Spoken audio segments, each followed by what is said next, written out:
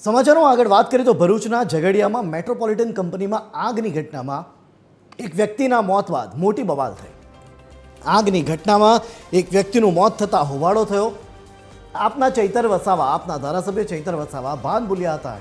પીડિત પરિવારને ધારાસભ્ય ચૈતર વસાવાએ થપ્પડ ફટકારી હતી। પીડિત પરિવારના કૌટુંબિક ભાઈ રોશન વસાવા અને ચૈતર વસાવા વચ્ચે લાફાવાડી પણ થઈ હતી। ત્યારે પીડિત પરિવારે ગંભીર આક્ષેપ લગાવ્યો છે ચૈતર વસાવા પર। કંપનીમાં આગની ઘટનામાં એક વ્યક્તિનું મોત થતાં મોટો હોબાળો થયો। ત્યારે સમગ્ર મામલે મૃતકના કૌટુંબિક ભાઈએ ચૈતર વસાવા પર ગંભીર આક્ષેપો લગાવ્યા છે। શું આક્ષેપો લગાવ્યા સાંભળીએ।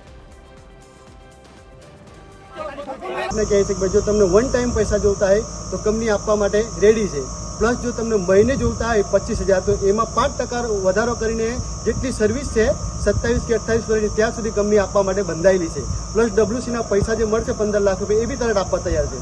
અહીંયા ચેતર વસાવા આવીને જાણી લોકોને ઉશ્કેરે છે, પ્લસ એવી ડિમાન્ડ કરે છે કે ભાઈ મેનેજરને બહાર કાઢો। પણ ભાઈ આ ખાલી પૈસા માટે આવ્યો છે, આ આપણા સમાજ માટે નથી આવ્યો।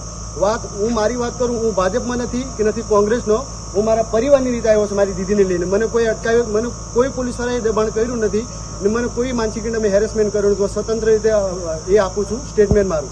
અને આવનારા સમયમાં કંઈ પણ જો બહાર હુલ્લડ થશે એની સંપૂર્ણ જવાબદારી ચેતર વસાવાની રહેશે। એ ભાઈ જાણજો ને અહીંયા પૈસા કાઢવા માટે આવ્યો છે।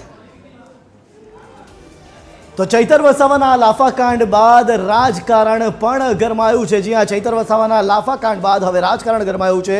ચૈતર વસાવા પર સાંસદ ધવલ પટેલે પણ આકરા પ્રહાર કર્યા છે। શું કહ્યું તેમણે સાંભળીએ।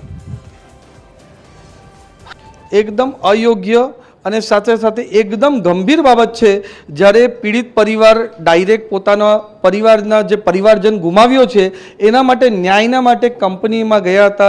સરકાર પણ આના મુદ્દે પૂરી રીતે ગંભીર એને જે એક્શન લેવાના છે એ કરી રહી છે, પોલીસ તંત્ર પણ એની રીતે કરી રહી છે। ત્યારે ચૈતર વસાવા જે ત્યાંના ધારાસભ્ય નથી છતાં આ લડાઈમાં કૂદીને કઈ રીતના લોકલ પ્રસિદ્ધિ મળી શકે એના માટે એટલી હદે બેફામ થઈ ગયા કે આજે આદિવાસી પીડિત પરિવારના લોકોને આદિવાસી અમારો જે યુવક છે એને ઢોર માર માર્યો, તમાચો માર્યો એ બતાવે છે કે પોતાની રાજનીતિ માટે આ કંઈ પણ હદે જઈ શકે છે। એટલે આદિવાસી સમાજે હવે એકદમ અલર્ટ રહેવું પડશે।